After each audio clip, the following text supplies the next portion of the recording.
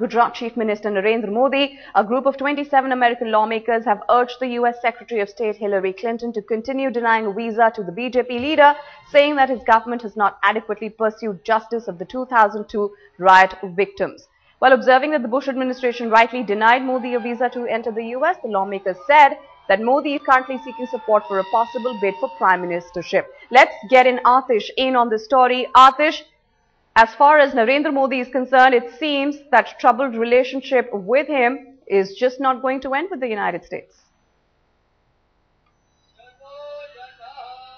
Well, that's the story we're getting you right now. As far as things stand, there is a call once again coming forward for the denial of US visa to Narendra Modi. Well, that's what we're talking about right now in a strongly worded letter.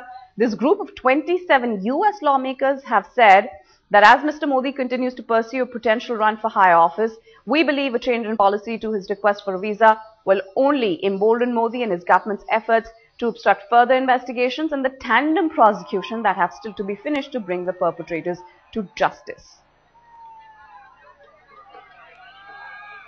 Well, let's get in PTI correspondent Lalit Jha, who's now on the phone line with us. Lalit, US lawmakers, 27 of them coming forward, standing united on this issue. Just break down the details for us.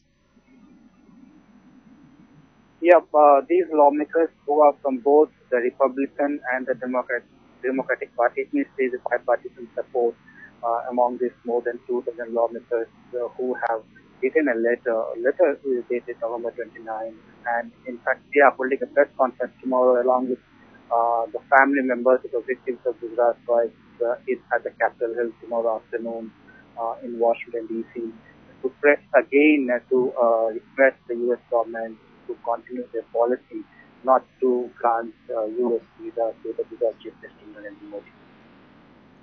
And what kind of action really are we expecting going ahead? This demand has been put forth, their concerns have been put forth. How exactly are we expecting this issue to be taken up at the highest level possible? This issue has come up in the last few months several times, and top US government officials in the State Department have gone on record to say that once he applies for a visa, it will be taken into consideration as per the US law. So what it means, what it doesn't mean, only when he applies for a visa, you know. All right, Lalit Jha, thanks for having spoken to us right now. Let's get Atish back in on this story.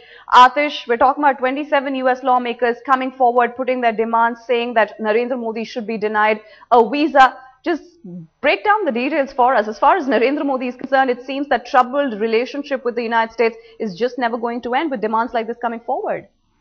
Especially at a time, Nida, when there is an election going on, and these elections are very, very important for Narendra Modi, because the result will set the route for him to 7 RCR. That is what he's aiming.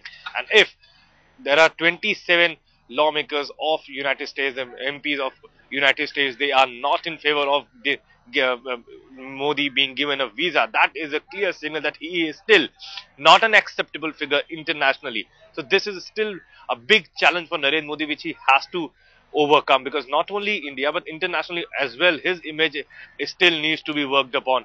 He is trying desperately, but so far there was an acceptance of him as a national leader as far as UK is concerned, but US is still a stumbling block, and he knows that first of all he has to tackle the national acceptance. There are parties like JDU who still are not ready to accept Narendra Modi, if at all he is being floated as prime ministerial candidate. And then even if there is acceptance, then what about international, especially countries like United States? So these are something which are these are questions which Narendra Modi needs to answer pretty soon. Well, perhaps Narendra Modi would have wanted this issue not to be raised at this point in time, with those crucial assembly elections just around the corner. Atish, thanks for having joined us with those details right now.